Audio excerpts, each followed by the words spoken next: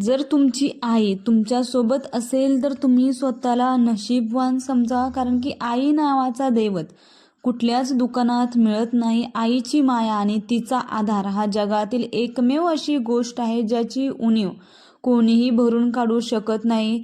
तर गोष्ट आहे एका पंच या माकडाची. बघा, सर्वांनी हा व्हिडिओ पाहिला असेल.